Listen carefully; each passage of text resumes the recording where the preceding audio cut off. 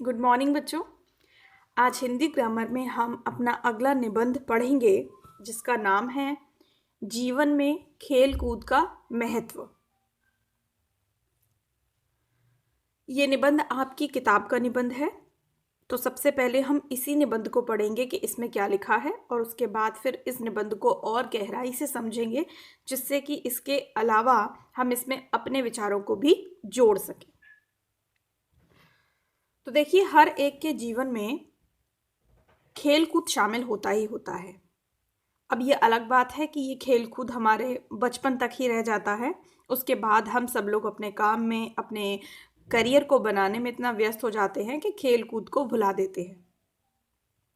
अच्छा, ये तो आप सभी जानते हो कि खेल कूद जो है वो दो तरीके के होते हैं। एक ऐसे खेल जिन्हें हम अपने घर के बाहर खेलते हैं, जिसमें हमें दौड़ना होता है, भागना होता है, किसी को पकड़ना होता है। और दूसरे खेल जिन्हें हम अपने घर के अंदर खेलते हैं, जैसे कि लूडो है, कैरम है, शतरंज है, जो एक जगह पर बैठकर खेले जा सकते हैं। तो इंग्लिश में अगर हम बात करें तो दो तरीके के खेल होते हैं, एक इंडोर गेम्स और एक आउटडोर गेम्स। ठीक। तो कुछ लोगों को इंडोर गेम्स खेलने पसंद होते हैं, कुछ लोगों को आउटडोर गेम्स खेलना पसंद होते हैं। लेकिन कौन से खेल हमें कब और किस तरह से खेलने चाहिए, इसके लिए सबसे पहले ये जानना ज़रूरी है कि हमारे जीवन में खेलों को खेलते रहना कितना ज़रूरी है। तो एक बार पहले निबंध को पढ़ लेते हैं, उसके बाद हम थोड़ी बहुत बातें इसके बारे में और जान लेंगे। ठीक है, देखिए। स्वस्थ शरीर वाला व्यक्ति ही ठीक प्रकार से अपने दिमाग का विकास कर सकता है। देखिए, अगर हमारा शरीर स्वस्थ है, मानसिक रूप से भी हम स्वस्थ हैं और शारीरिक रूप से भी हम स्वस्थ हैं, तो हमें अवसर अच्छे मिलते हैं जिसमें हम अपने दिमाग का विकास और कर सकते हैं। मनुष्य के जीवन में स्वास्थ्य का बहुत महत्व है। तो खेल कूद के महत्व से पहले स्वास्थ्य का महत्व। स्वस्थ रहने के लिए अनेक उपाय हैं जिनमें खेल कूद का सबसे अधिक योगदान होता है। तो एक बात समझ में हमको आ गई है कि अगर हमको अपना विकास करना है तो हमें एक स्वस्थ शरीर चाहिए, क्योंकि स्वस्थ रहना हमारे लिए बहुत आवश्यक है। अब स्वस्थ रहने के कई तरीके हैं कि आप अच्छा खान पान करें, परिश्रम करें और खेल कूद करें। तो स्वस्थ रहने के उपायों के रूप में खेल कूद का बहुत अधिक योगदान है। कहा जाता है कि यदि शिक्षा से बुद्धि का विकास होता है तो खेलों से शरीर का विकास होता है। जब आप खेलते हैं तो आप दौड़ते हैं, कूदते हैं, भागते हैं, पकड़ते हैं, तो इसमें क्या होता है, आपकी बहुत ऊर्जा लगती है। ठीक। तो उस ऊर्जा के लगने से आपका शरीर हमेशा क्या होता है, स्फूर्तिवान रहता है। आपको भूख भी लगती है, आपको पसीना भी आता है। आप धूप में खेलते हैं ना, तो आपको पूरा का पूरा विटामिन डी भी मिलता है। तो जिन चीज़ों की हमारा शरीर कमी महसूस करता है, वो कमियां हमारी खेलों से पूरी हो जाती हैं। तो बचपन में जब हमारा शरीर विकास की अवस्था में होता है, जब हमारे शरीर का बढ़ना बहुत ज़रूरी होता है, हमको भागने कूदने वाले खेल खेलने चाहिए। मानसिक खेल भी खेलने चाहिए, लेकिन उनसे ज़्यादा हमको जो हमारे शारीरिक खेल हैं, ठीक, जिनमें हमें शरीर की ज़रूरत पड़ती है, उनको ज़रूर खेलना चाहिए। ज़्यादातर लड़के तो आप देखते ही हैं कि क्रिकेट खेलने के बहुत शौकीन होते हैं, तो वो तो इस काम को क्रिकेट खेलकर अपना पूरा कर लेते हैं। समस्या लड़कियों के लिए आती है कि लड़कियां कहाँ खेलें और क्या खेलें। तो पहले के टाइम में लड़कियां अपना लंगड़ी टांग और ऊंची कूद, लंबी कूद, ये सब चीज़ें जो है वो करती थी, तो इससे वो अपना भागना दौड़ना कर लेती थी। छत पर खेल लिया करती थी अगर घर के बाहर जाने की परमिशन नहीं मिलती थी तो। आजकल खैर लड़कियों के लिए इतना रोक टोक नहीं है, पर ज़माना इतना ख़राब है कि माता पिता बच्चों को बाहर खेलने के लिए भेजने से अब डरने लगे हैं। तो प्रॉब्लम आ गई है कि बच्चे खेलना तो चाहते हैं और माँ बाप भी चाहते हैं कि बच्चे खेलें, लेकिन स्थान नहीं है हमारे पास खेलने के लिए और कुछ समय का भी अभाव है। स्कूलों ने, कोचिंग्स ने और हमारी जो एक्स्ट्रा एक्टिविटीज़ के लिए हम क्लासेस ज्वाइन कर लेते हैं, उन्होंने हमारा पूरा दिन का जो समय है वो घेर लिया है, जिसकी वजह से खेल खेलने का हमको मौका नहीं मिलता है। ठीक है, आगे चलते हैं। रोगी व्यक्ति सदा अशांत और परेशान रहता है। ये तो हम अनुभव स्वयं भी करते हैं कि अगर हमें रोग हुआ है, अगर हम परेशान बीमार हैं, तो हम अशांत भी हैं और हम परेशान भी हैं। हमारा स्वभाव चिड़चिड़ा हो जाता है, हमें चीज़ें अच्छी नहीं लगती हैं, उसकी सोचने की शक्ति कम हो जाती है। स्वस्थ शरीर प्रकृति का एक वरदान है। प्रकृति ने, माँ नेचर ने हमको क्या दिया है? एक स्वस्थ शरीर दिया है।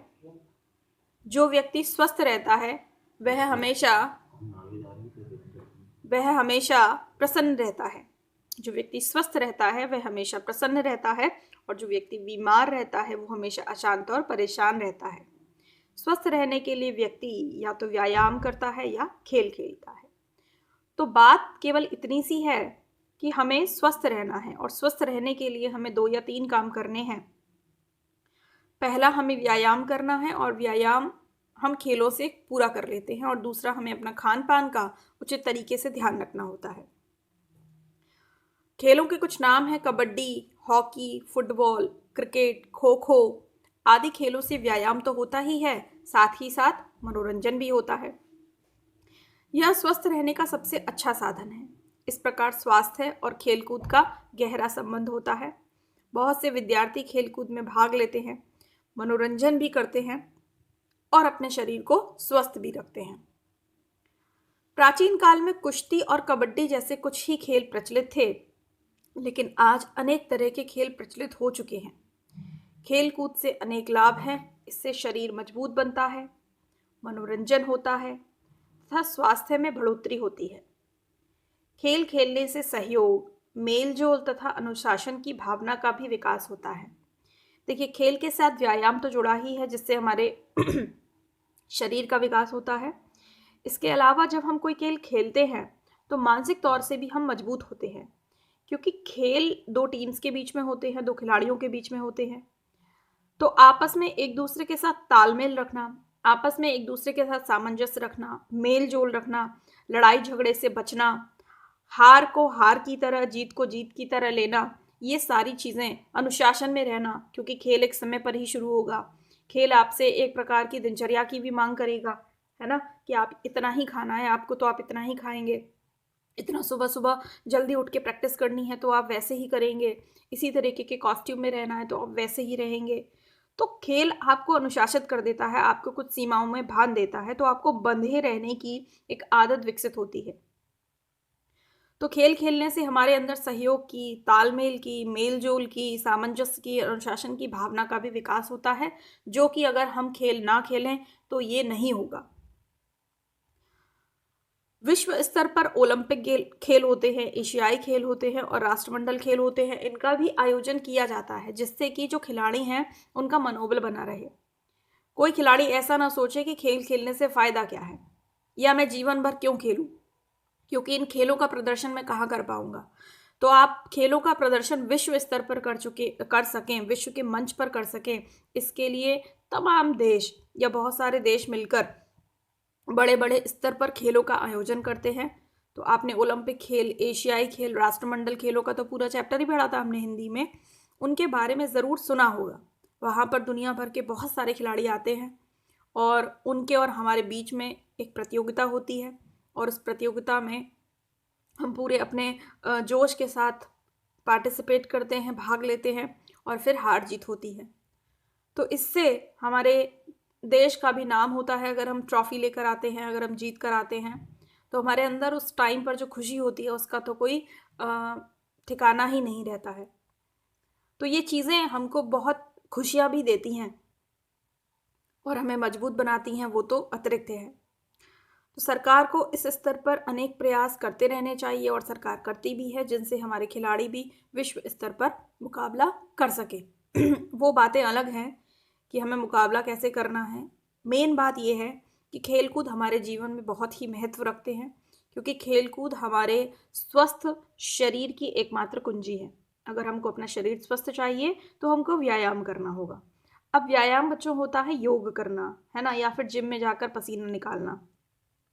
तो वहाँ क्या होता है कि वहाँ एक समय के बाद एक बोरियत महसूस होने लगती है। जैसे योग करते हैं तो एक बोरियत होती है, जिम में जाते हैं तो बोरियत होती है। व्यायाम तो होता है, लेकिन एक ही तरीके के पोस्चर में रहते रहते हम बोर हो जाते हैं, क्योंकि हमें कुछ और इसके अलावा वहाँ नहीं मिलता है।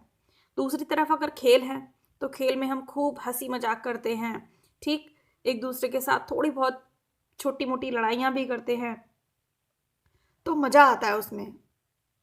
मनोरंजन उसमें बना रहता है। तो हम इतनी जल्दी खेलों को छोड़ते नहीं हैं, और खेल खेलते खेलते कभी कभी खेलों से इतना लगाव हो जाता है कि हम यही सोचने लगते हैं कि हम जीवन भर खिलाड़ी बने रहना चाहते हैं। तो बहुत सारे लोगों ने अपने करियर के रूप में भी खेलों को चुना है।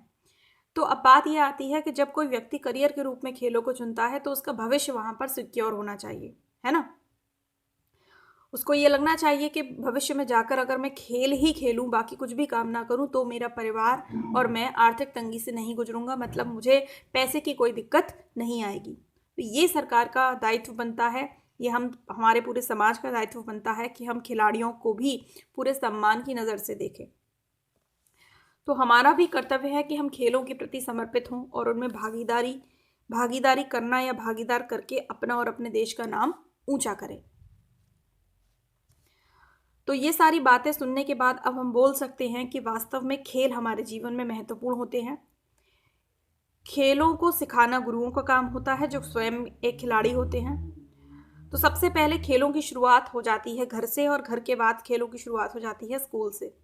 तो जो भी बच्चे स्कूल जाते हैं, स्कूल पढ़ते हैं, उन सभी के स्कूल में खेल होने ही चाहिए।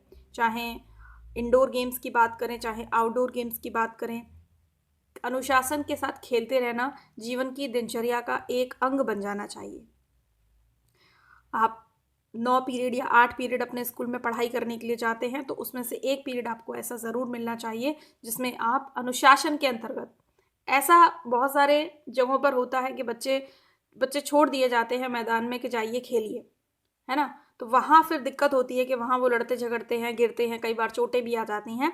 तो ऐसा नहीं है कि आप कुछ भी खेलें, कहीं पर भी खेलें, कितनी भी देर खेलें, नहीं। एक अनुशासन के अंतर्गत आपको एक गाइड के साथ खेल खेलने की परमिशन दी जाए, जो आपको ये बताएं कि क्या खेलना है, कैसे खेलना है और किन बातों का खेलते समय ध्यान रखना है।